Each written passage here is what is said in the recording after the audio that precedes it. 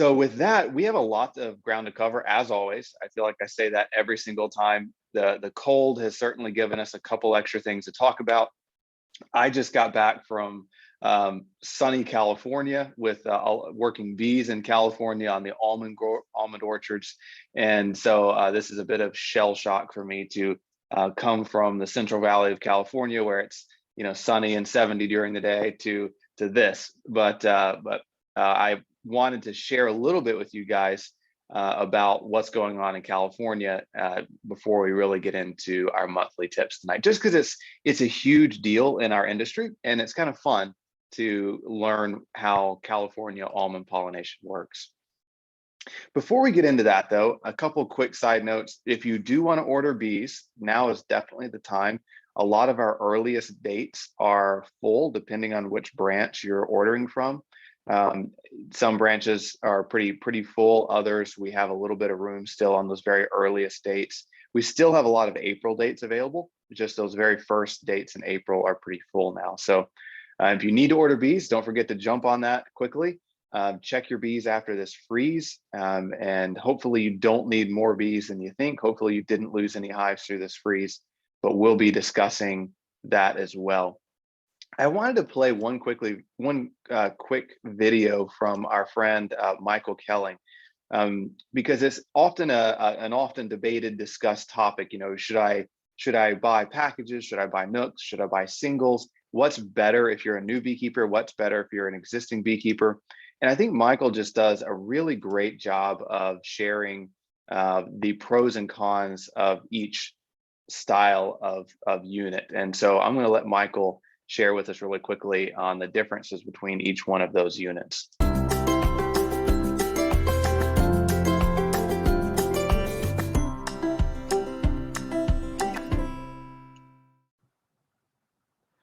When asked what's better to buy, whether I should buy a nuke, a package, or a full hive of bees, I have to ask, how much money do you have? And what do you want to learn? For you to learn the most, the best thing to do is to buy a package of bees. You get to see it from the very beginning. You physically put the bees on foundation, and you get to see them draw the wax out and start laying eggs and have the brood and larva and all the way through the process. It's also the cheapest to buy a package of bees. Now, if you've got a little more money, then I would buy a nuke, because the nuke gives you the full queen. It gives you a better value because it's a month ahead of a package. A package has to draw out all the comb. A nuke already has the comb drawn out and is ready to go. It has brood ready to emerge and will grow quickly. If you have even more money, even quicker is to buy a full box of bees, a full hive ready to go. They are in production. All you have to do is add add supers to that, and they can start making honey right away. So what do you want to learn, and how much money do you have? If you don't have a lot of money, you have to start with packages. If money is no object and you're ready to go and you know everything about bees already, then you can buy a full hive. So it depends on your situation. It depends on what you want to learn and how fast you want to grow. Packages take a longer time but are cheaper. Nukes are a month faster but are a little more expensive. And full hives of bees are the most expensive, but they are in production mode, ready to start anytime. So that's a really great overview of the pros and cons of each. And I would add really quickly that if you have a hive that died, for example, this winter, I really love buying packages. And if you've got a deep box already full of drawn out comb and you just dump a package in there, it's amazing how quickly they explode and grow. A lot of new beekeepers are discouraged, when their hives die over the winter or die in the fall. And I know it's discouraging, even as a commercial beekeeper. Commercial beekeepers lose, 44% as the average annual loss rate. So it's not uncommon to lose bees. The real value, though, is in that honeycomb, in that woodenware, in that equipment. So you want to protect that. Once you've got that established, bees bounce back really quickly once they're able to move into that already drawn out comb. Sherry, do you want to give us a quick overview of this month's magazine? I can do that. Hi. Great. Hey, It's Sherry. cold outside and I'm wearing a sweatshirt, and don't judge me. Plus I've got a heater back here. It's cold, everybody. I do want to say it real quickly that I really want everyone that is on this call to make sure you're signed up to get the magazine. Don't underestimate the value of that. Beekeeping doesn't have to be hard. And in the magazine, we really try to answer every question that you can think of in each edition for that month, even questions you haven't thought of yet. So if you've got a question, just refer back to the magazine. Download it on your phone or your iPad or whatever device or your laptop, and really refer to it as if it's a resource for your daily beekeeping needs, because I really think that's what we've achieved. So give us a shot. And if we didn't answer a question, let us know. And we'll make sure that we don't do it in the magazine for you the next month, we'll get you the answer. So that's what I really want everybody to know. It's a good issue this time. We started the interview series and I think everybody's gonna like it. So that's it. It's great. Thank you. It's a great one, Sherry. Thanks for all your hard work as always. And two quick housekeeping things I forgot to mention in the beginning, guys, is if you have questions, put them in the Q&A box and the Elams will get those answered. If you just want to chat with other beekeepers, then click on the chat box. And when you're sending your chat, make sure you click on your name highlighted in blue at the very bottom of that chat screen. And when you click on that, it asks you where you want to send the chat. Do you want to send it to just the host and panelist, or do you want to send it to everybody? So if you want to chat with other beekeepers, when you type a little note in a chat box, make sure you selected send to everybody. If you just want to open a chat and visit with other beekeepers, which is fine. If you want to ask a question, just put it in the Q&A box and we'll get that answered. Really quick note before we jump in tonight, spring splits classes are coming up. We've got 2 in-person ones scheduled for March 12th and March 19th. You can go onto our website under classes and check those out. And then we'll also be having a virtual spring split class in March as well. Okay, so I unfortunately, and I apologize, I do not have a live in the bee yard report. I was going to do one and it got really cold, as you guys noticed, and I really didn't want to go into the bees right before the cold front hit this week. So I didn't want to replay the one from last year because that would be too repetitive. So instead, we're going to discuss what's going on in the bees in February during our monthly tips. But then I also want to share with you guys just a bit about California almond pollination. It's fresh on my mind because I just got back from there. And folks always have a lot of questions about what goes on in California because it's kind of a fascinating event. As it says there on the screen, it's the largest pollination event in the world. More beehives are moved to almonds to pollinate than any other pollination event of any other crop in the world. There's estimated about 1.5 to 2 million hives moved to the California almond orchards every February and March, well, starting in late January into February, to pollinate the almonds. And without bees, almonds produce 200 to 300 pounds of almonds per acre. With bees, they produce 2,000 to 3,000 pounds per acre. So almond growers pay a lot of money to beekeepers to bring their bees to almonds and to pollinate the almond crops. And I will attempt to answer any questions you guys have specifically about almond pollination, put them in the Q&A box. And James and Sherry, if you guys don't mind, if you have a question that you think I need to answer about almond pollination, then feel free to just pop in and ask me live. But I'm not going to spend a lot of time on this because it's not super practical for you guys, but I do want to give you a quick overview of it because it's just pretty cool. One quick note I want to throw out in the beginning, it's an often debated topic, is bringing your bees to California to pollinate the almonds. A, is it good for the bees or is it bad for bees? Or B, is it a good or bad thing to buy bees that have been to California to pollinate the almonds? Pretty much all beehives that are commercially run are brought to California for almond pollination. That's the only way most operations survive from a financial perspective. It's the most profitable thing to do of the entire year for commercial beekeepers, which is why everyone goes. So as far as, is it good for the bees? So I've been taking bees to almonds for 15 years now. So a decently long history of doing it.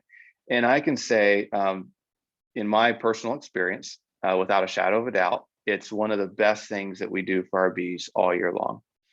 And the reason is, in Texas, for example, it's pretty cold, as you guys, I'm sure, are noticing right now.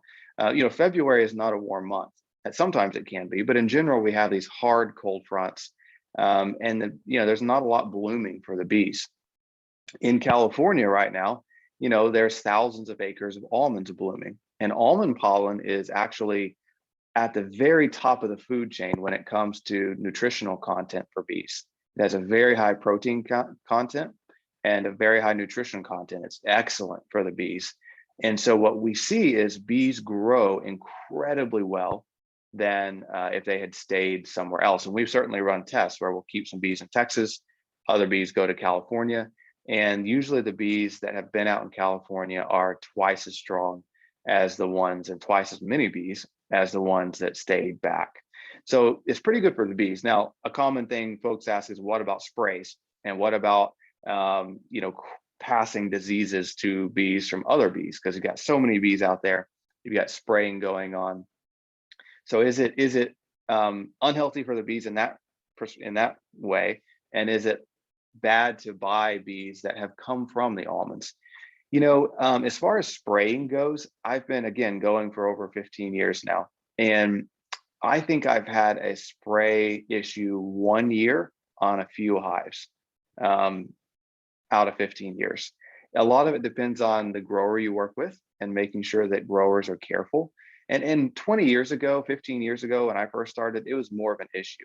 Growers have become far more careful about not applying any sprays while beehives are in the Central Valley, because they realize how valuable bees are and how careful they have to be with bees in order to get bees back the next year. So spraying is, I'm not going to say it's not an issue, but it's an unusual issue and it's not widespread. As far as, passing disease around, that all just depends on the beekeeper and how good of a beekeeper you are.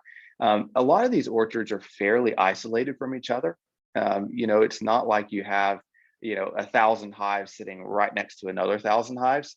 As I'm about to show you pictures, we spread the bees out in drops of 12 to 24 beehives throughout the orchard. And an orchard might be, hundreds of acres.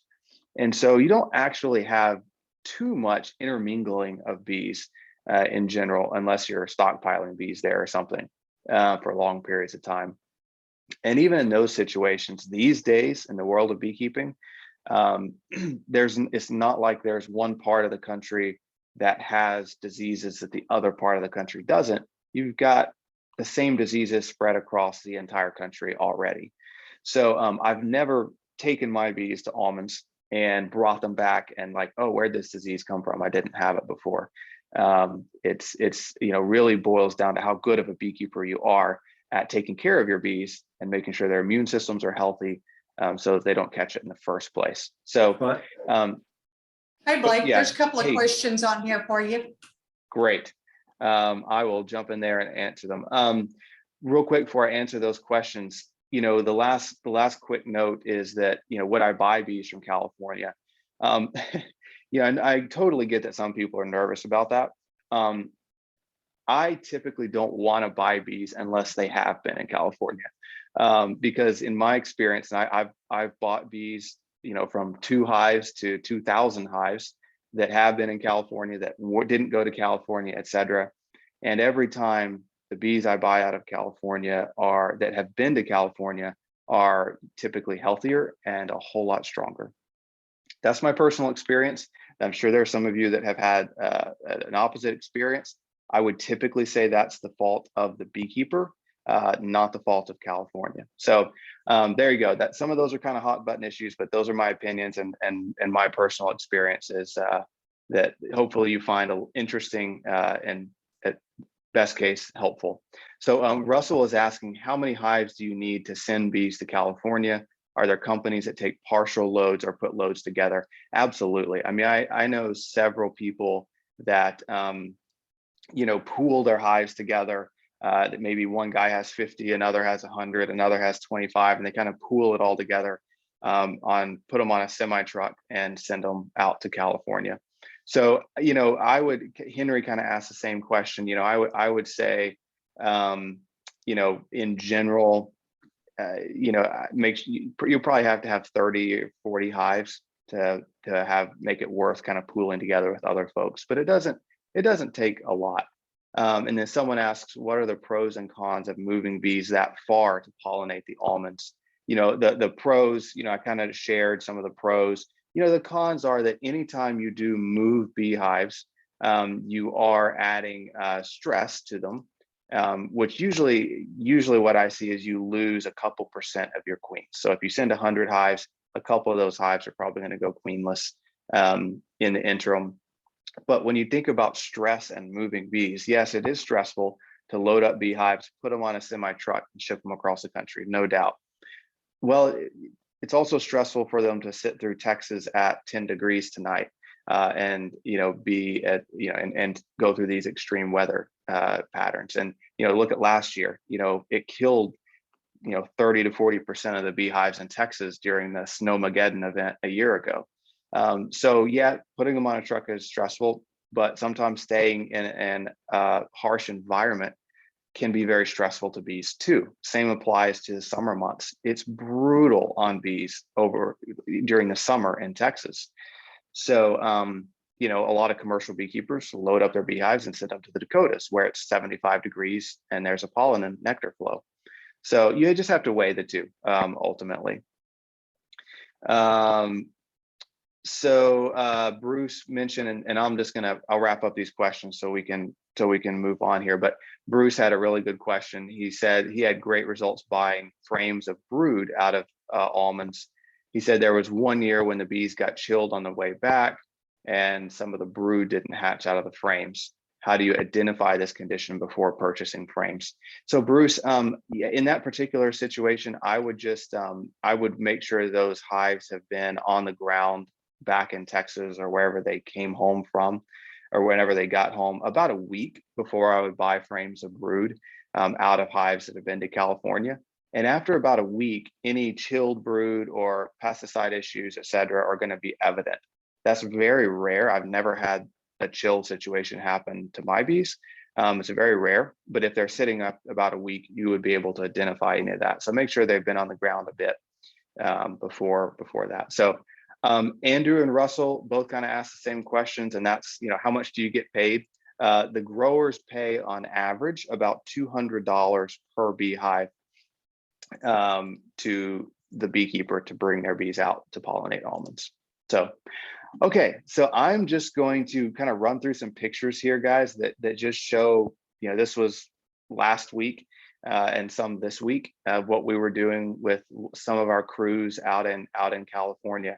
So this is a semi truck of bees. It's got about 408 hives on it, and we timed the trucks to arrive in California usually right about 30 to 45 minutes before dark, or about an hour before sunup. This one arrived about 30 minutes before sunset.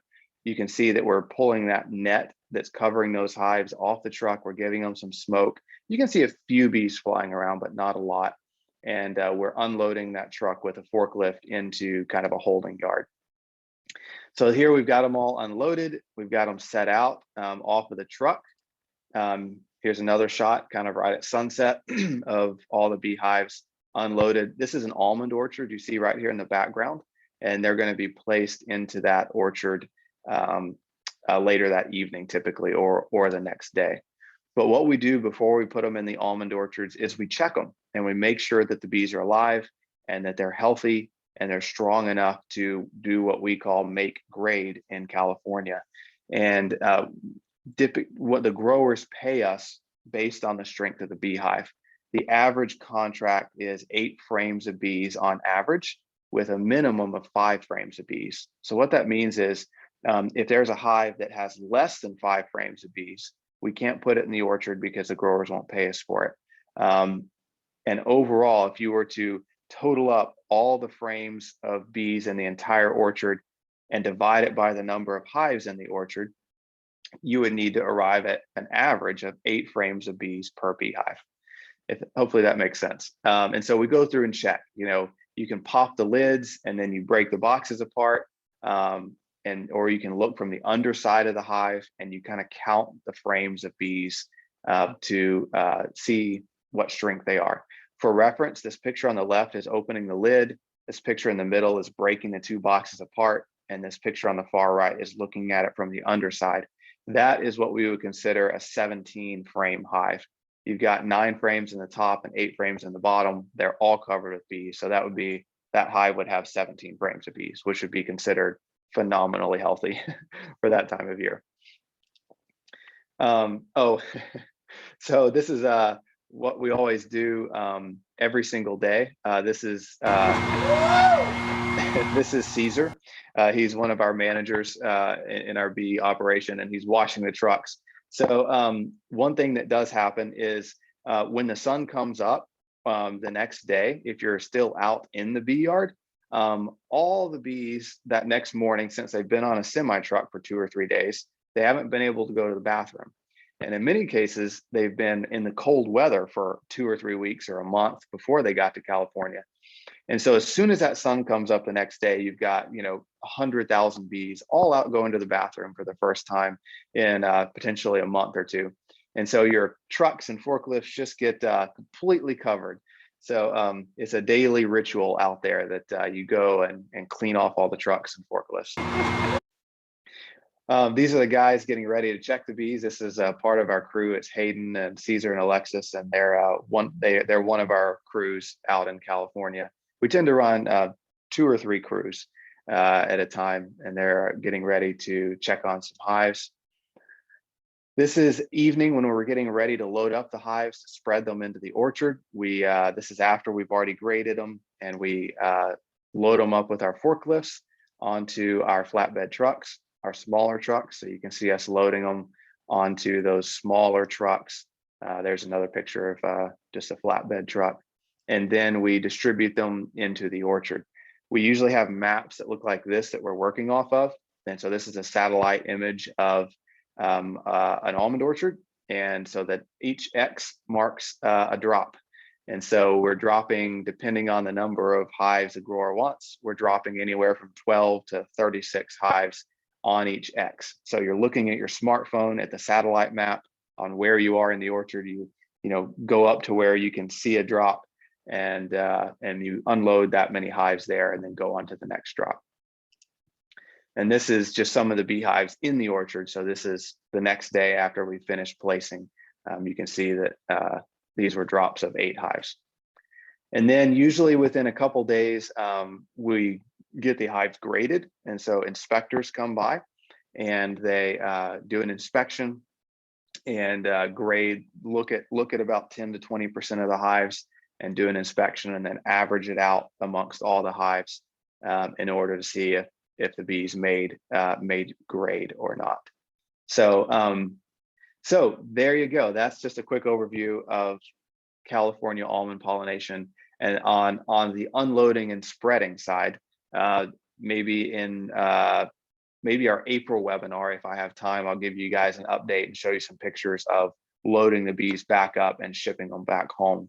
So the almonds usually start blooming in early February, and then they wrap up the bloom in usually early to mid-March, depending on the year. And then we go out there usually around the 3rd week of March, load them up and ship them back home. And then it looks totally different out there because you've got almonds on the trees already, et cetera. So we'll take a bunch of pictures and show them to you guys. 2 really quick questions that folks had in the questions about almonds. Barbara says, do so many different bees from different areas pollinating in California get mixed up, or do they remember which hive they came from? they remember exactly which hive they came from. So they do a great job at finding their way home, even with a lot of bees out there. And then Henry asked, what do you do with the hives that don't make grade? One of two things. Well, you can send them home. You can combine two hives together so that they are strong enough to make grade, or you can just not get paid for them, and they can sit out there and live off the pollen. And they're usually decent hives by the time they actually get home. Russell said an April almond update would be great. You're welcome. You bet. I'll do that in April. Andrew says, how many hives do I put into almonds? It depends on the year. I mean, we usually put around 10,000 of our bees, 10,000 of our hives into almonds. And then we will also sometimes take bees for other people as well. And we'll place, several thousand of other folks, depending, a couple thousand to several thousand, depending on the year. Let's see. Yeah, so a couple of people asked about inspections. How strict are the inspections? Have I ever had inspectors that are tough on grading? Absolutely.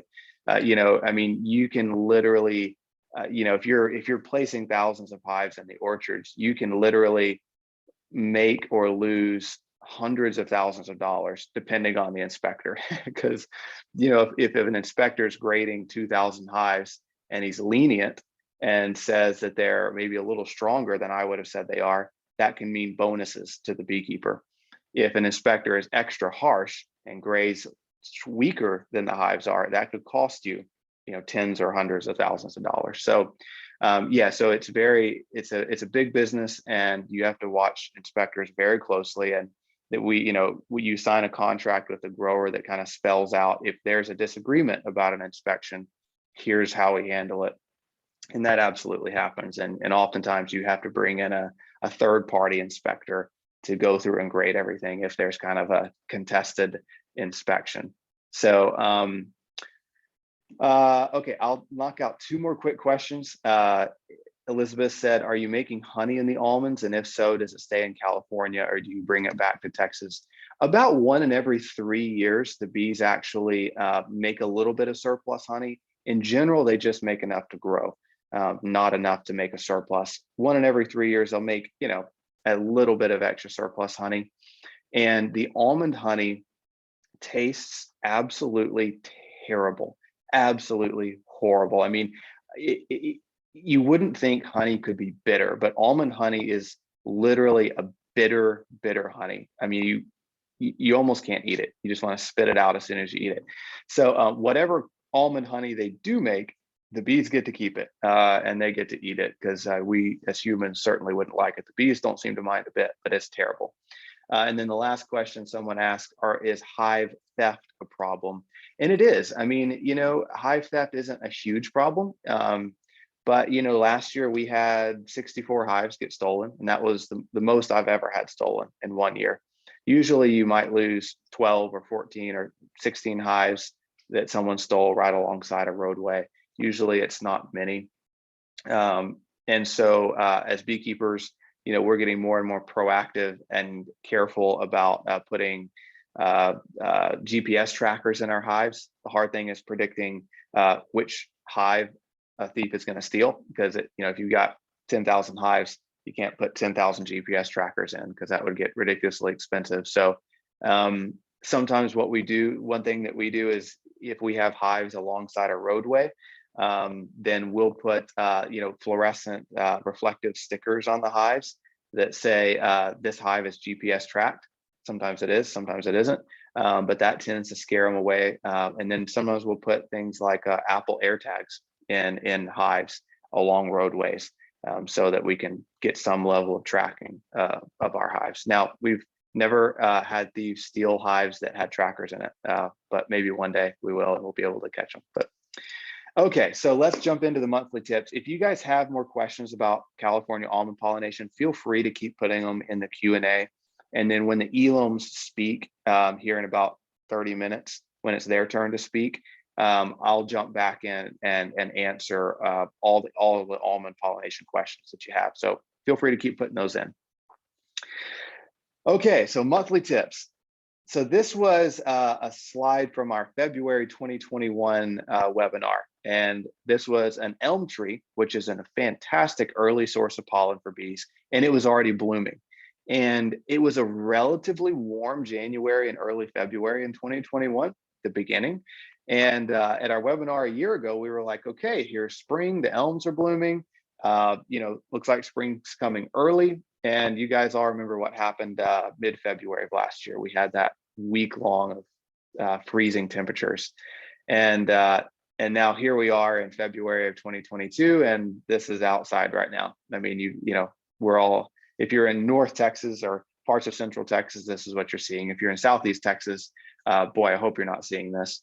But it's cold again. So it's a roller coaster. And as beekeepers, we can feel like, oh no, what are we going to do? Are our bees going to be okay? And it is hard on them, but it's also normal. I mean, January and February are usually like this in Texas. We have really cold spells, we have warmer spells, and it's just that springtime roller coaster. So this is what we were seeing before this last cold front hit. I was starting to see a little bit of the yellow mustard blooming, dandelions were blooming, henbit was starting to bloom. I was even seeing a little bit of clover blooming in some suburban areas. Obviously, after this week, that's all gone, but it'll bounce back. I mean, it's, and give it a week of warm weather and we'll start to see some of these things like the dandelions bloom again. But it does push spring back a little bit. I mean, if we, didn't have this really cold spell, then we probably would have elm trees blooming, probably starting next week. But this cold snap will certainly set things back. So, it's going to delay things, I would say, about a week in general. So I was seeing brood rearing ramp up. I mean, brood rearing always starts to increase when the days start getting longer. So it starts in January. And then, we see brood rearing increase through the month of February and start peaking in March. And so the bees are starting to rear brood. We are starting to see trickles of pollen coming in on warm days. Not now. So we're probably going to have, a week or 2 weeks potentially where we don't have a lot of pollen coming in, and we'll see that roller coaster of temperatures. So I would say that once this cold front wraps up, it looks like next week it's going to be decently warm. Just do a damage assessment. Go out to your hive and crack the boxes apart really quickly. Make sure the bees are still okay. Make sure they still have enough honey. If they don't, you can give them some feed. A pollen patty probably won't be a bad idea because we're not going to have a lot of pollen flow, at least in North and Central Texas, for a week or two. Southeast Texas, you might get a pollen flow by next week again. But again, it just slows down that brood production when you get these really cold snaps. And so inside hives, this is some of what I was seeing before this last cold front. I mean, the strong hives, I was seeing a frame or two of decent brood. Certainly starting to see a lot of eggs in the hive. The queens were really starting to lay. Some of those eggs will be cannibalized with this cold weather. And then some of that brood will be cannibalized if they run out of pollen inside the hive. And again, that's kind of that roller coaster. That's we'll talk about pollen patties in just a minute, but most hives are starting to see, half to 2 or 3 frames of brood, depending on the hive. Expect to see a lot of cleansing and orientation flights, especially after a cold week. Once we get a sunny, warm day again, probably even as soon as Saturday when it's sunny and 40, the bees are going to be out flying because they're going to have to go to the bathroom, and any newly hatched bees are going to do an orientation flight. So you'll kind of see these bursts of activity once we get those warm days again. So if you are feeding, if your hive does need food, here's kind of what you want to maintain. You want to feed to maintain at least 20 pounds of honey in the second brood box. 4 hives are at least a deep box full of bees, and that applies through the month of February. So your goal isn't to maintain 30 to 40 pounds like we were earlier in the winter. The bees don't need quite that much now, but you want to maintain at least 20 pounds. So that would be a medium box that's half full of honey, or a deep box that's about a third full of honey. And that's for a hive that's at least 1 deep box full of bees. If you've got a hive that's 3 or 4 frames of bees is all, you don't need a bunch of surplus honey. You need some, but you don't need, half a box full. You can switch to 1-to-1 syrup feeding, or you can feed sugar bricks. and I still would not recommend using entrance feeders. And you want to check 2 to 3 times through the month of February to ensure they have sufficient stores. This is the time of year where bees really eat food very quickly because they're starting to rear a lot of brood, which means they're using a lot of that honey to rear that brood. So, you might go check your hive and then 2 weeks later, they're running out of food, if they didn't have a whole bunch. So check 2 or 3 times, every week, every 10 days in February and in March, you're going to want to check them to make sure that they aren't running short on food. Pollen patties, in general, you don't have to feed pollen patties in February. If you're getting a steady trickle of pollen, I would not feed pollen substitute. When you do want to feed is when we have events like we're in the middle of. So when you have hard freezes and cold spells that kind of kills off all the natural pollen, and yet your bees have developing brood that need pollen, it can be helpful to give them a pollen patty so that brood that they do have isn't cannibalized, and it encourages the queen to continue laying. So I would, if I were you, it's not the end of the world if you can't get to it, but I would go give them a pollen patty early next week, once it warms up a bit, and that'll help them continue rearing brood and not cannibalize the brood that is already in the hive. Okay, I hate to say the bad word in beekeeping, Varroa, and I have not talked about Varroa since fall, and so it's probably been a welcome break to all of you because it's no fun to talk about Varroa mites. Unfortunately, it's time to mention it again. So most hives do not need any attention when it comes to Varroa mites in the month of February. However, towards the middle or end of February, when we've got a really warm week up in the 60s and it's warm for a number of days, you probably want to do a Varroa mite test. The most important thing to do when it comes to Varroa mite is be aware. Know what your Varroa mite levels are. How you handle Varroa mites is totally up to you. Everybody's different. Everybody has different opinions, and that's okay. There are natural ways that are effective. There are chemical ways that are effective. We have a whole presentation on that. You can stream on demand on our website under advanced classes. But just keep in mind, if you have over 2 mites per 100 bees in a alcohol wash test, then you may want to take some action. If you want to use a chemical treatment, Hop Guard, oxalic acid, formic acid are decent options for this time of year. If you've got a lot of brood already in your hive and you want to use a chemical treatment, you probably need to go with Apivar or Apiguard. If you want to use chemical-free treatments, that's perfectly fine. You can do those any time of the year. But I would recommend sometime in the month of February doing a Varroa mite test. This is kind of a chart that you guys have probably seen before on the seasonal Varroa threat levels. Kind of this follows the growth pattern of Varroa mites. And you can see in February, it starts to climb. We're nowhere near the peak, but you don't want a huge Varroa mite problem as your bees are trying to grow and build for the spring. So just do a test. If you don't want to do the alcohol test, you can use sticky boards. They aren't nearly as accurate as an alcohol wash test. And by the way, if you go to our YouTube channel or our website, we've got videos that show how to do an alcohol wash. Sticky boards, the advantage of sticky boards is they don't kill any of the bees. So you insert the sticky board underneath a screen bottom board or directly into the hive entrance. You wait, you let it sit for 24 hours, and then you go and count the number of Varroa mites that have fallen and stuck to that screen.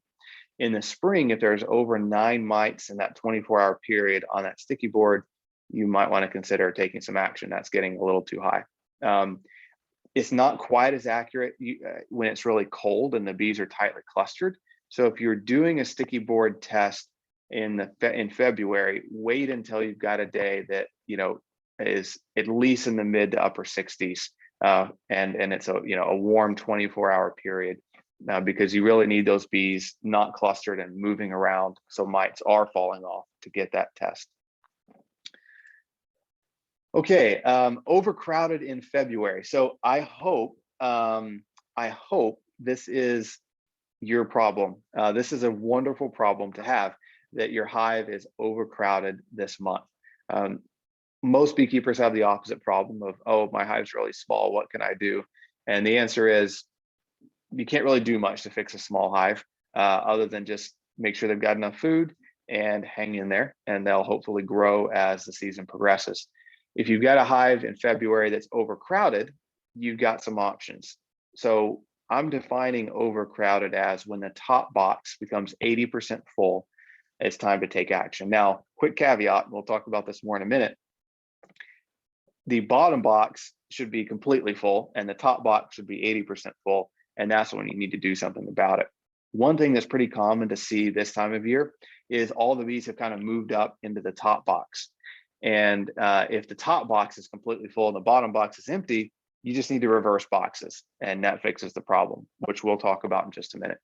But if both boxes are pretty much full and it's only February, you probably want to do something to prevent that hive from swarming, once we get into early March. You've got three options. You can split the hive, you can add another box, or you can equalize. And so I'm going to quickly touch on each one of those. The first one, doing a February split, I don't really recommend it. It can be done. People do it successfully. The tough thing is it's hard to find queens in February. Not many people are selling queens in the month of February.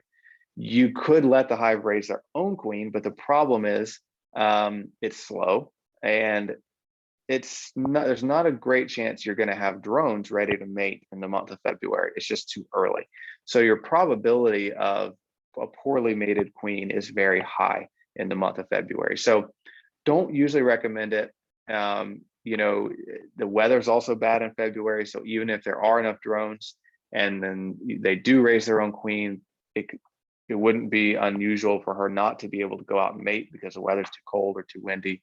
If the hive already has swarm cells, and this would typically be late February, you could go ahead and make a split. I would be much more inclined to make a split in a really strong hive at the very end of February that already had swarm cells. Then you could make a split and make sure each split has some swarm cells in it, and they would probably be okay. I certainly wouldn't do it in the first half of February. And even in the last half, I would want to see the long-term weather forecast looking pretty warm.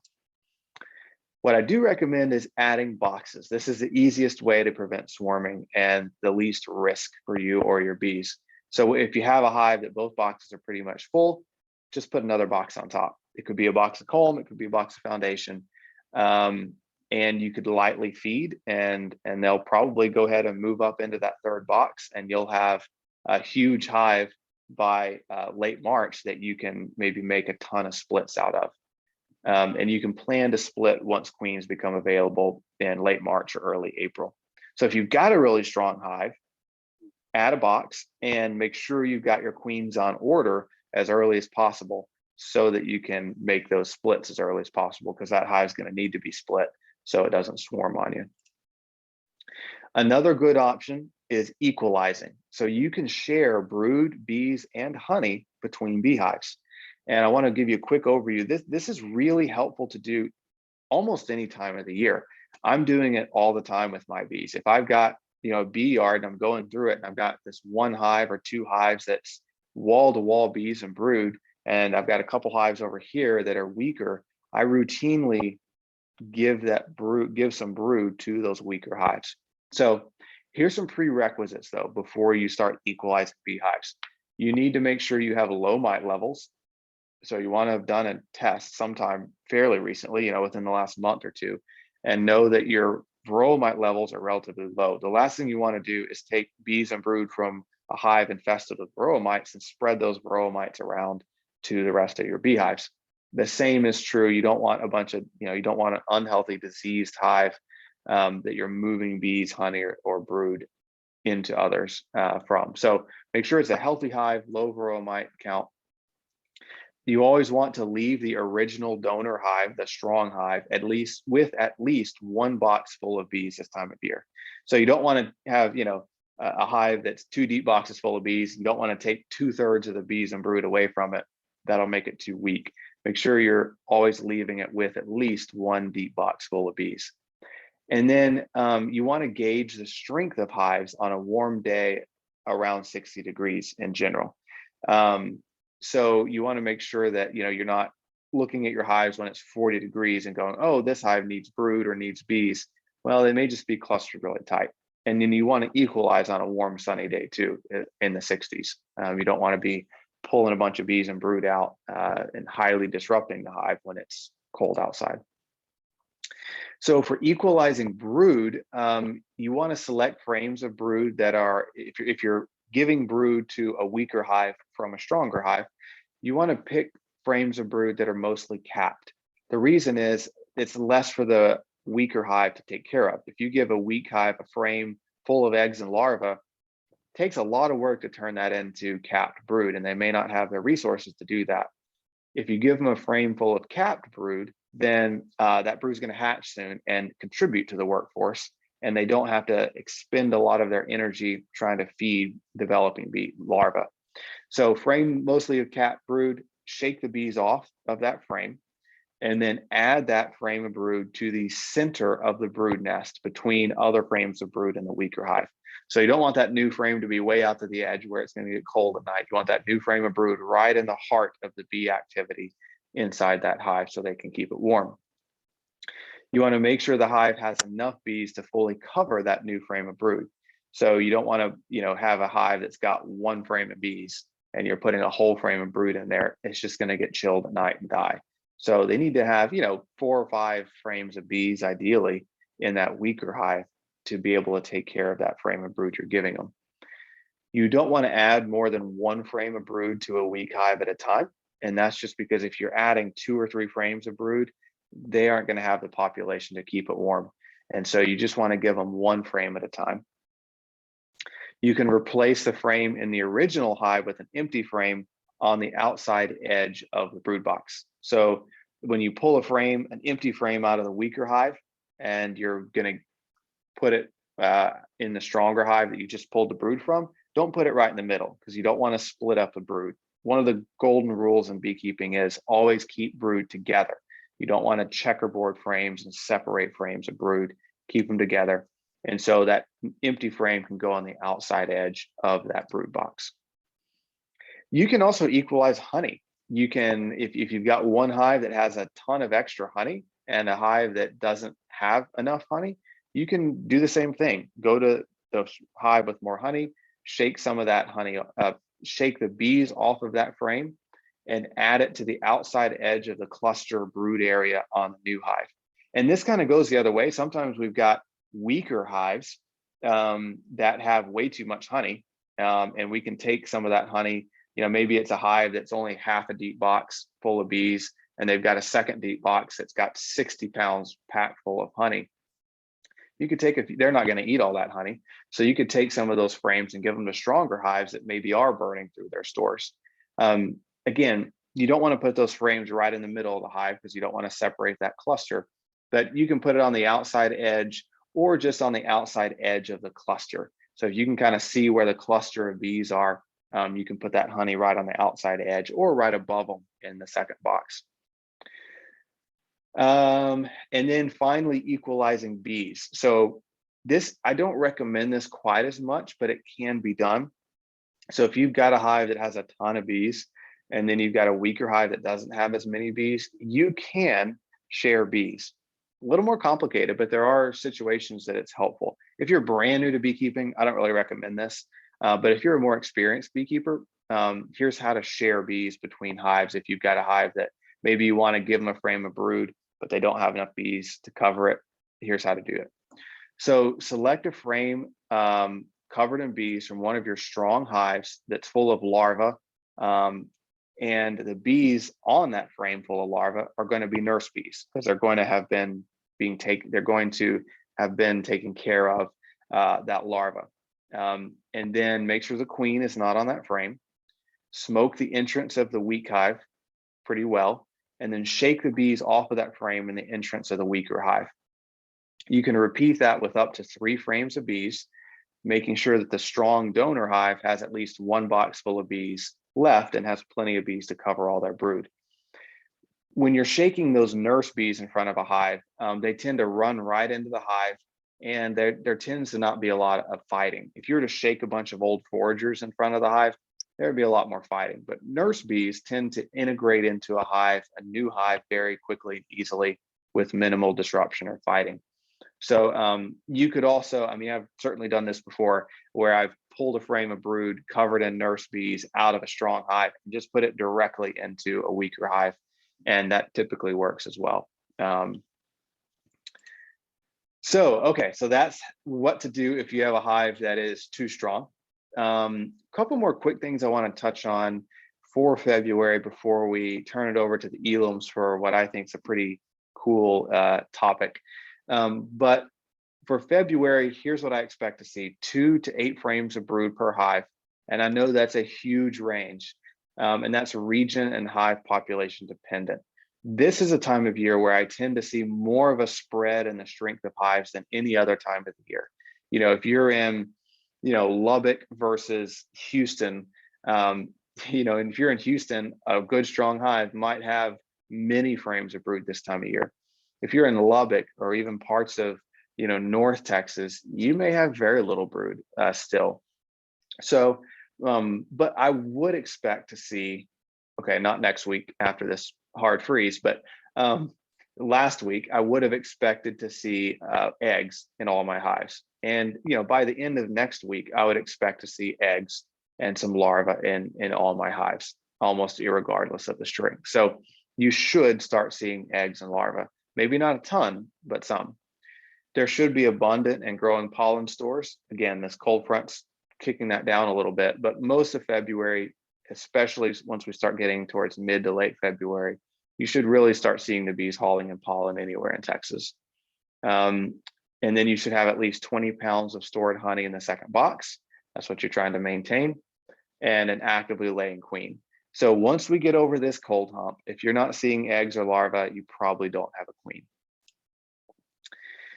Okay, I think this is the last thing I wanted to touch on before I turn it over to James and Sherry, and that's just the topic of reversing boxes. So I alluded to that in a few minutes ago that, if you have a top box on your hive that's just bursting with bees, but the bottom box is pretty much empty, you don't need to add another box on the top. What you need to do is reverse those boxes. That's typically done here in February. So you can see like these hives here, the one on the left, these are 2 deep boxes, and that top box is completely full. It's like 8 frames of bees. But in this particular hive, that bottom box maybe had 2 or 3 frames of bees in it, but it was mostly empty. Bees naturally like to move up rather than down. And so usually the second box also has most of the honey in it or stored syrup in it. And so as the winter progresses, the bees move up to eat that honey. And by the time you get to February, it's not uncommon to have the majority of your bees in that top box. Because bees like to move up instead of down, it's a good idea to reverse those boxes. Put the box that's mostly empty on the top, that full box on the bottom, and the bees will start moving up again as they have need of that space. So this is a good time of year to do it. I mean, obviously I'd wait a few days until it warms up, but if this is you, then February is the time to do that reversal next time you're out checking your bees. If you've got, half and half, I mean, if there's half the bees are in the top and half the bees are in the bottom, you really don't need to reverse it. But if you've got, like the picture on the right, if you've got multiple boxes, if you've got 3 boxes and all the bees are in the top box, go ahead and reverse it. I'd probably, if you're in this situation, that very bottom number 3 or number 1 box on the very bottom probably is completely empty with nothing in it. So you could just pull that off completely and then reverse the 2 top boxes. But remember, it's always a good idea to have the box that's fullest of bees on the very bottom, and then your empty boxes up on top. Okay, so I covered a lot of ground there pretty quickly, and I want to make sure James and Sherry have plenty of time. And if you have any questions about California, feel free to put them in the Q&A box, and I will jump over to answer all of your questions.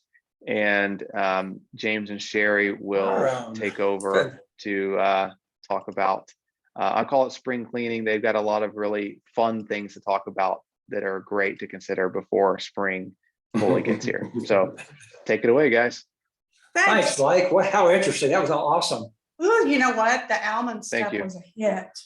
My goodness, people Great. love that. We left you a couple of them in there. Great. There's an emoji called, I think, called shaking my head. I'm gonna do that about chat tonight. Shaking my head. Yeah, My a goodness. lot going on in chat. Okay, so you know what? We won the coin toss and got to do what we call housekeeping.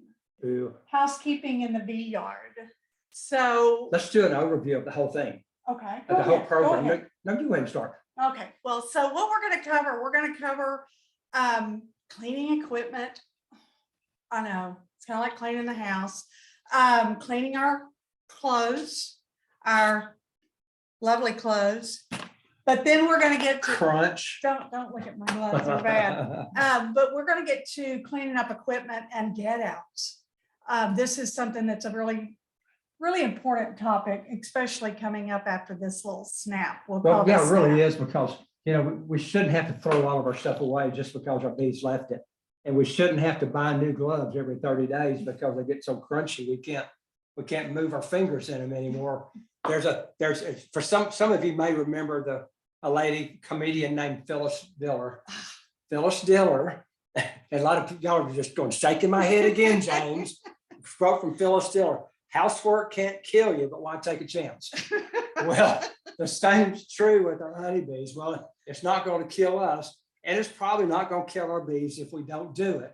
But gosh, it may make life easier for them and for us if we take care of some bare necessities. Right. Yeah, the thing I like to think about most is I have a beautiful white suit that gets nasty. Sherry likes to say the one with the dirtiest suit wins. We I'm did. not sure what you win, but I do know one thing: honey stains suits. It does. So we're going to talk about how to get actual honey stains out. Right. Look Cool at my, stuff. Look at my bee. Isn't he cute? So I found this little bitty mask to go on this bee, and it was hard, but I found one. But I thought it was interesting when we were researching to do this topic tonight, that bees really have the cleanest, most natural, sterile environment of anything. That's pretty incredible. That isn't is it? pretty interesting. If you were to take man out of the picture, think how beautiful the inside of that comb would always be. Isn't that something? I mean, there's no chemicals in there. Right. There's no cross-contamination. There's lots Right. of things that we're going to talk about. Like But that. it is beautiful inside. A It is. beautiful drawn comb with fresh white Oh, nectar.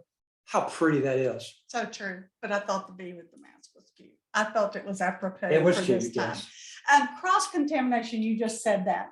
Part of our spring cleaning needs to be thinking of things that have happened in reverse of what has happened. So you've exchanged brood frames with, you know, the guy down the street and the beekeeper down the, you know, county over or whatever.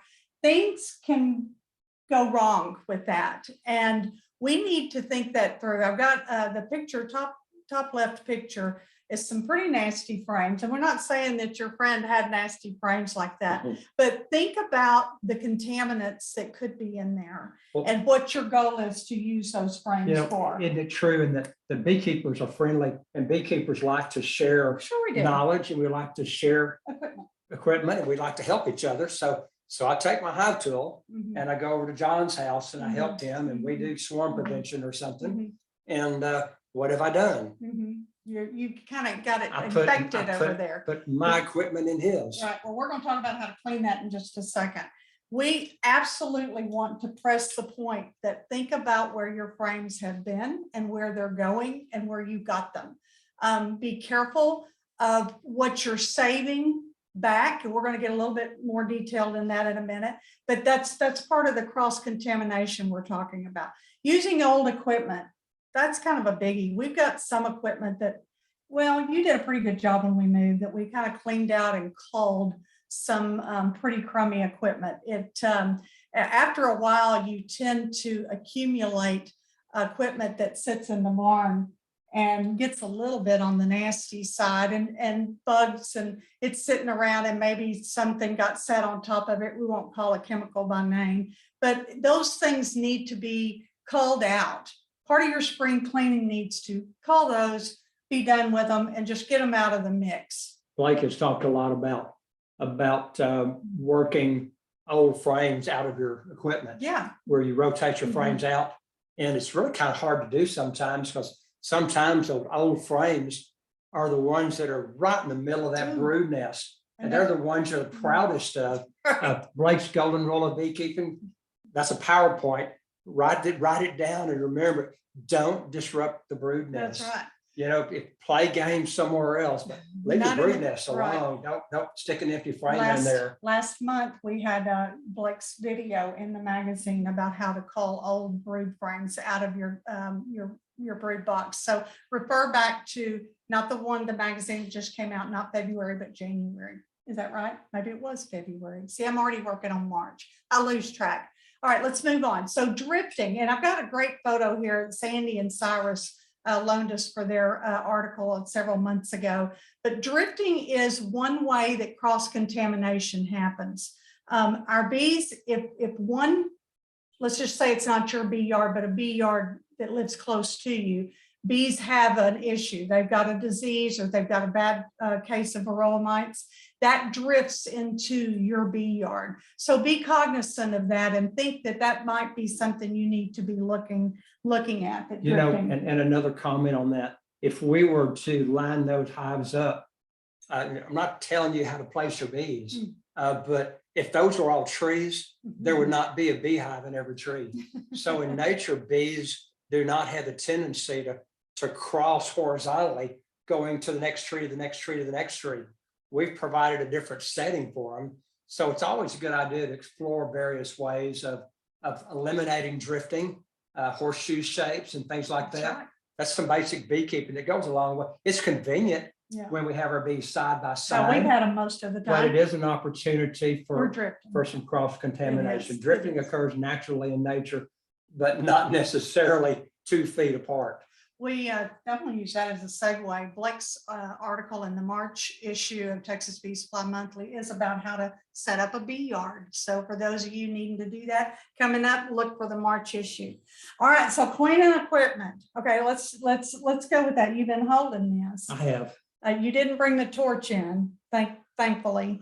But torching, when we think about our hive tool, we think about where that hive tool's been.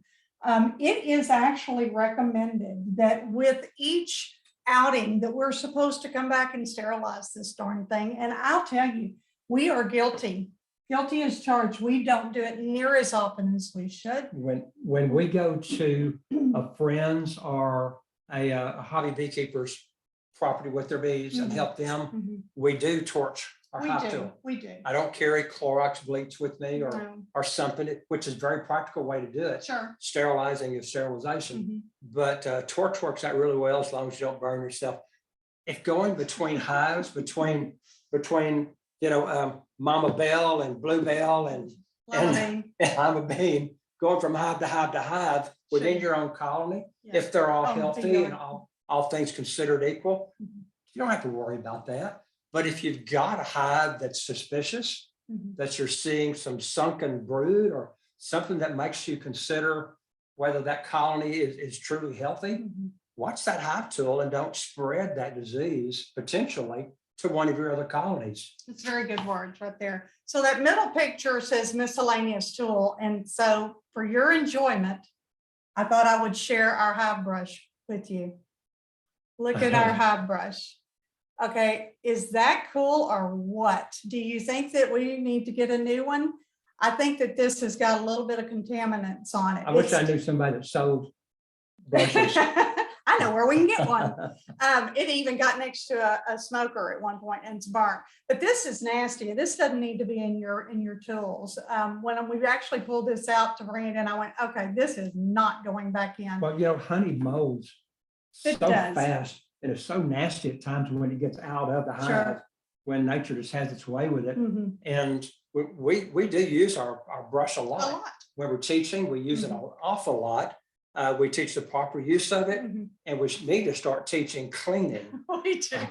We do. I think what ends up happening that concerns me most is that it's down in our toolbox and it's got everything else in there. And our mite treatments are down in there, and oils and so forth for beetle traps You know, and that is, everything. that is so true. Yeah. Don't really think about that, Yeah. but you know, we go out, we put out 8 strips out of a Mhm. 10 strip package, Mhm. and we throw the extra 2 down in our box. Mhm. And that's then we next pull step. them out when we get home, but our tools are in there. That's right.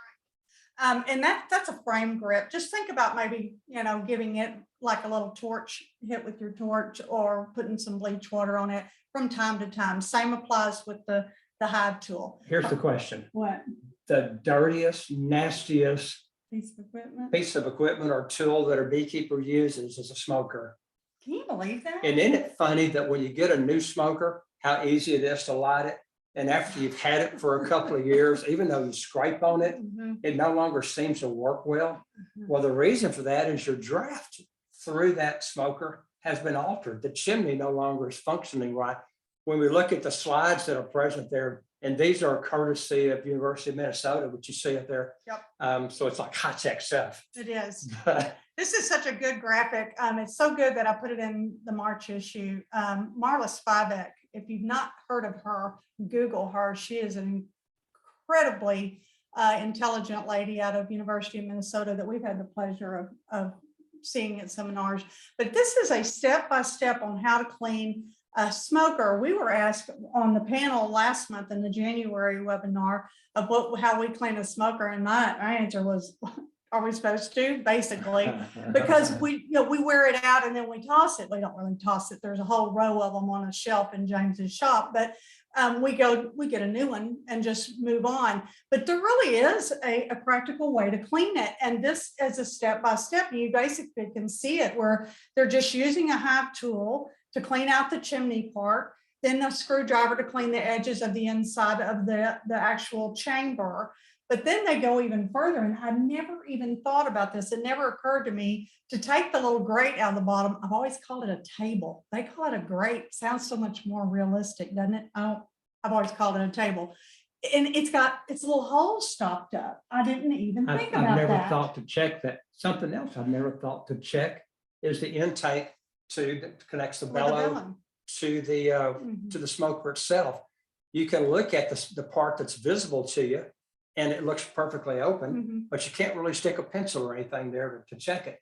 When you take it apart, it's quite likely that during the process of bellowing, so we're blowing air Mhm. into the main chamber, and then when we release the bellow, it's inhaling. Well, if it's inhaling the soot from our smoker. Isn't that So something? what's happening is the backside of that tube is stopping up.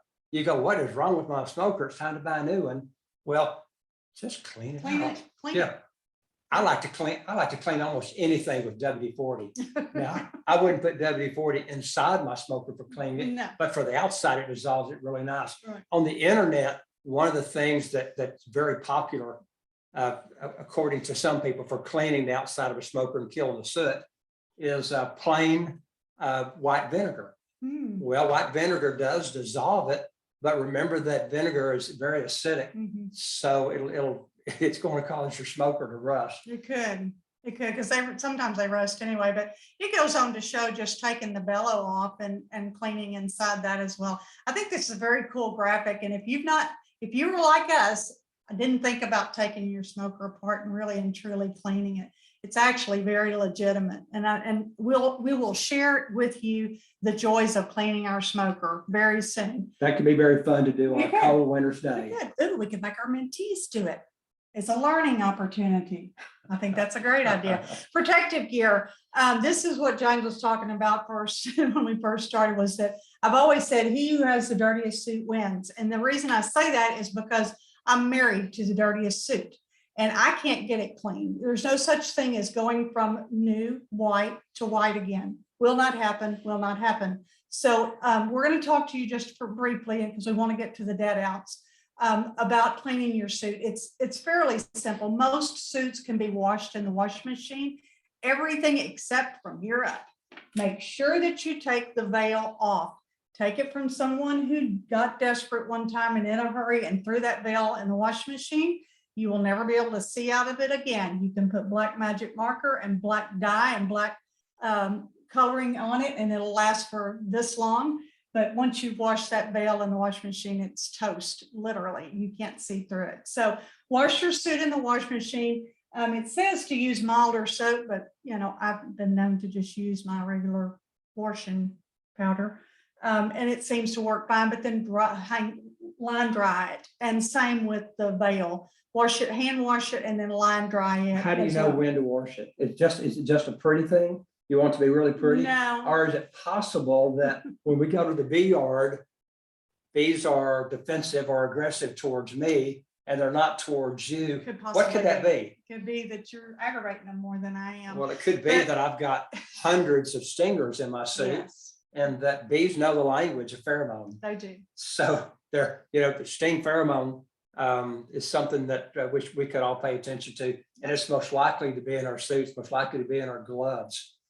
So it's good to clean them out. And also just that perfect suit that you did get pretty clean. The honey stain doesn't just wash out if you just throw it in there. You've got to pre-treat it with something. Vinegar works really well. It does, and that gets that pheromone out as well. It does. It does. And something else that's recommended on the internet is that after you've soaked it, pre-soaked it, pre-treated it, that you, before you throw it in the washing machine, you put a little bit of Clorox, just a small amount in cold water, and put that suit in cold water. Not warm water. Not warm water, because the warm water accelerates the action of it. And what that does is that helps break up the honey that's in the suit. Cold water, chlorine. Learn something new every day. All right, so let's move to gloves. So I brought my gloves for you to see my gloves. This is my gloves, and that's pretty clean, to be honest with you. They do get crunchy, is what he's referring to. General rule of thumb, these are leather, okay, calf skin or something, I think they say. You're supposed to not wash these, just wash them. Well, guess what? I do. I put them in the washing machine and I hang them dry, and they do pretty good. But the actual rule is what? I want to be legitimate. So really, you probably shouldn't do as I do. It says, can your glove be a source of cross-contamination? Beekeeping can be messy. Yes. Every time we go into a hive, we backed up to that cross-contamination thing. We've got propolis, we've got wax, we've got honey. It's all right there. We've got the pheromones we talked about stuck in the glove. Step-by-step glove clean. Scrape as much off as you can with your hive tool. Okay. Wash in warm water and mild soap. Soak overnight, and here we go again, chlorinated water. In our case, that could just be out of the water tap because our water company is too aggressive. Right. Rinse them and dry them in the sun. And then the final step, if you want them to be soft again, is use a leather conditioner on them. That's a thought. Isn't that crazy? That's a thought. I just thought we just kept using them until they got soft again. That's very good information. But boy, they smell good. Gosh, I can't help it. That never gets old. That goes back to, how do you know when to wash your suit? when your beekeeping partner smells you. Too much sweat. Yeah. All right, so let's get to what everybody's waiting to really hear. I think y'all liked the other. We'll say you did. Deadouts. Unfortunately, part of our spring cleaning is going to be, everybody hang their head, is going to be finding a dead out or two, depending on how many colonies you have. It can really happen. And what's going on right now in North Texas, and we're in Southeast Texas, we're really super cold, but thankfully we don't have all of the ice buildup. Let's define a dead out. It's probably self-explanatory, but for those new beekeepers, a dead out is a colony that when you open it up, there's nobody home. It's dead. That the colony is vacant. It's not like an abscond that she would have during the summer where everybody left, but there's still honey there and all. This is during the winter when the hive obviously died of some reason. Right. It's beneficial because you can learn from it if you can determine the cause of death. That's not really what we're wanting to talk about tonight, not hive autopsy. We want to talk about, though, mostly what are we going to do with that equipment? When can we save it and when can we not? And that's really why we want to determine, if possible, putting your little Sherlock Holmes hat on would prevent you from using something that was, and we're going to use that word again, contaminated. Because part of your spring cleanup is to not introduce something back into your working production equipment that could possibly harm or cause another dead out, right? So That's true. You know, Yeah. our goal is to help keep our bees happy and healthy. Yep. And we don't want to go to the flip side where we're actually harming them accidentally. Right. Ooh, yeah, we don't want to do that. The, Right.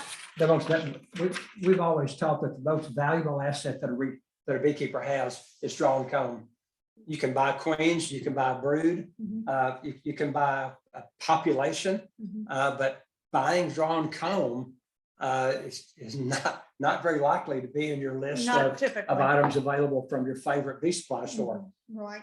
So in keeping that comb that we can trust, what did it die from? I want to just get past this real quick. Death by Varroa and or starvation. You can actually use this comb still, even though this looks sad and heartbreaking and kind of, you know, on the dark and used up side. This is still viable comb. It truly is. In a colony that is strong, a frame like this will be cleaned up Mhm. and incorporated within the proper Sure. structure of the colony.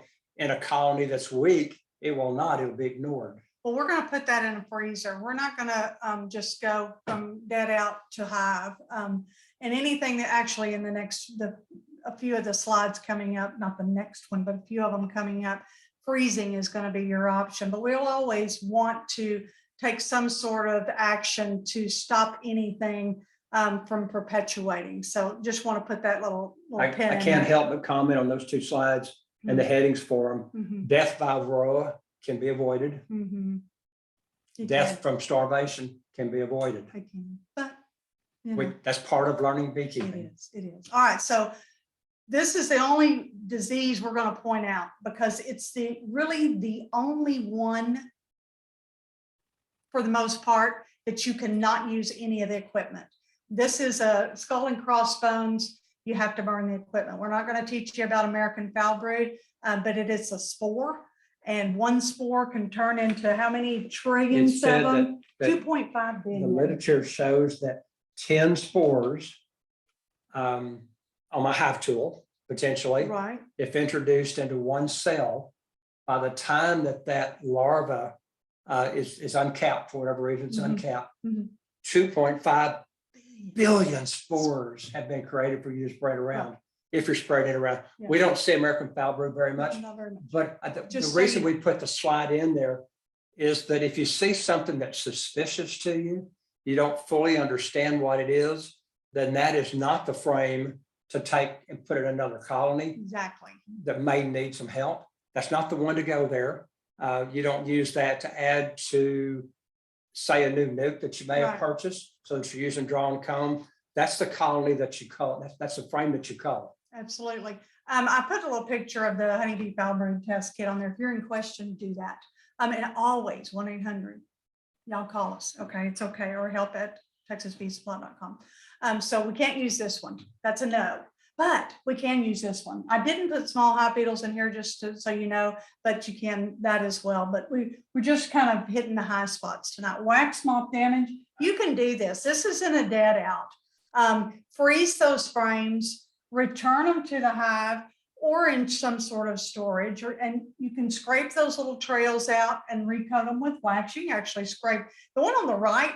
I'm going to say toss that one. If you've ever seen a severely damaged wax moth frame, you can reach down and grab that webbing and the wax just pulls right off of it. There's nothing left. And good time again, I can't help but say it, wax moths don't kill colonies. No, Wax moths are the vultures of beekeeping. Right.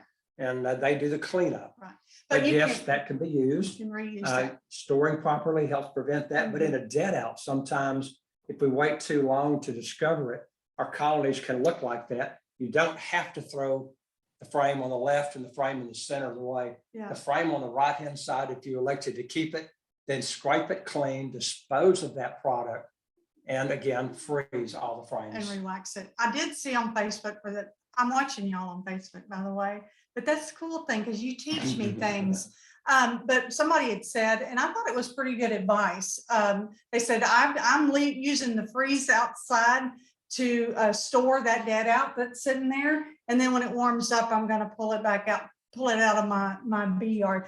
And, you know, I think that's fine, but I just want to put a real big pin in this. Make sure the minute it warms up, you get out there and you pull that out of the bee yard, because as soon as that freeze releases, this can happen. So I just don't want you to lose your good equipment. But you're right, it's a freezer outside. So why do I need to use freezer We space? raise wax moths for our beekeeping classes in Dayton. And I don't think you might gonna believe that we do that. well, we do really actually. do. So And last year we were teaching back-to-back weekends and accidentally left that box inside the store. Yeah. And during the course of that week, they had an emergence. Adults, anyway, we had wax moths everywhere. All right, moving on.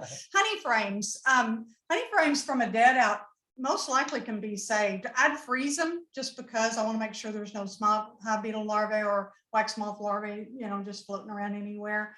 But probably they're fine. And of course, we're barring anything we've already discussed. But honey frames can be used even if they're fine from there. Transfer them to another colony, especially now, y'all. I mean, we're at that time of year where bees can starve. The populations are exploding, and nature is going to explode once the freeze gets over. But the population is growing faster than the old ladies that are in there can feed them. So give them some nutrition with some older honey frames. It's fine. Save them. Yeah, ideally those Use them. honey frames that are present during the winter months were not part of your honey supers. Mhm. Ideally, or typically they would not be. They're typically part of the brood nest, Mhm. which means they would remain part of a brood nest in Exactly. another colony. Now, if indeed that were in a honey super dedicated Mhm. and you elected to consume that honey, then that becomes your choice. But remember that we never consume honey that has treatments in it of any Right. kind, but they are safe to share with our other bees. Well, I want to emphasize what he meant there was treatments, as in Varroa treatments. That if that frame has been in the brood nest when you treated for Varroa, we wouldn't want to share that or have us consume it. We would mark the top of that frame and just keep, you know, once it started floating around out from where its original position was. So just mark it to say, you know, brood nest frame, and don't want to consume that, not for human consumption, whatever. We like taking honey frames that are in excess Hmm. and do exactly what Blake was saying and feeding them to other colonies, Absolutely. other healthy colonies. I don't want a freezer full of honey frames. Mhm. If we're storing honey frames, it's for our extraction purposes. Sure. Otherwise, I want them to be available for our bees. Right, all right. Woodenware. This is wax moth eaten woodenware. If anybody's seen this, it almost looks like lace, doesn't it? I don't think I've ever personally seen one as bad as the one on the top, but I definitely have seen, not in our own bee yard, but others, like the one on the bottom. This is fine. I know that some people feel the need to torch that. That's fine. I think mainly what you're looking for is just to make sure there's no cocoons. Wax moths will leave little cocoons or any larvae crawling around. You can bleach it if you want, if it makes you feel better, or torch it, like I said, but otherwise it's fine to stay in service. I've even read Just a where- visual. I've even read where some larger, especially sideliners, will take and dip that woodenware in wax, in paraffin wax, Oh, yeah. and just seal whatever's in there in. Mhm. If you're worried about spores from something, then That's there a you good go. idea. Just Good a idea. thought. And we're almost done, Blake. A couple more slides. Great for swarm traps. All of these frames we're talking about. I'll put an X on that one because I really don't want you using that. You really don't But- want a wax moth farm. No, you don't want to wax off farm, but swarm traps. Gosh, every one of us need swarm traps in our bee yards. I can't tell you how many other people's swarms we've caught because bees swarm, right? Use these. Don't put a real, wax mothy frame in there, but clean it up a little bit, and it's got that brood nest smell that just beckons those scout bees that are in swarms. Yeah, So ensure bring it that on. ensure that those frames are dry. Yes. Because a wet frame is an invitation to SHB, small hive beetle. Uh-huh. Yeah. We don't want a hive beetle farm No, either. we don't. So recycle old comb, use it for splits. Truly, best investment in the world is to keep good care of your old comb. Start new colonies. Blake talked about that a while ago with packaged bees. That's right. If you've got a dead out, It's ready to and go. if you know, if it was from starvation or from Varroa, Mhm. and you caught it in time, odds are that box is just fine. Sure. It's single deep, double deep, Mm-hmm. doesn't matter. How do you repopulate it? Packaged That's bees. right. It's such a simple Perfect. way to do it. You've got the queen, you've got the population that you need to reestablish And it, the drawn comb. and watch what happens, Mhm. because with the drawn comb, like it'll take right off. Right As on. soon as the nectar flow hits, we're supposed to feed packages anyway, but But if you've got honey left in there, they're ready to go. we're all going to be managing our boxes. Blake talked about this as well, needing to add second deeps as the population increases. You will see the ability for your bees to expand so much quicker with drawn comb. I know experienced beekeepers know this, but for anyone that's in their first, having just gotten through their first year, or you're just emerging from your first winter, and yes, you will make it.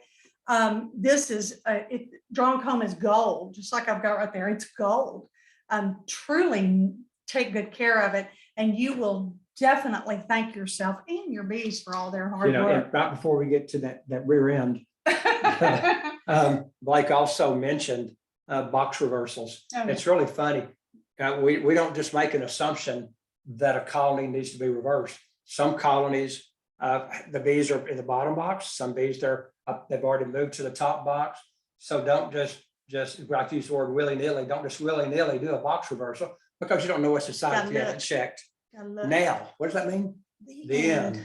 I love this picture. Thank you, Nanette Davis, for loaning me the picture. We're done, Blake. That's it. Thanks. All right, you guys were awesome, and as always, right on time. So thank you guys. Great questions. I was furiously answering questions the entire time, so thank you for that.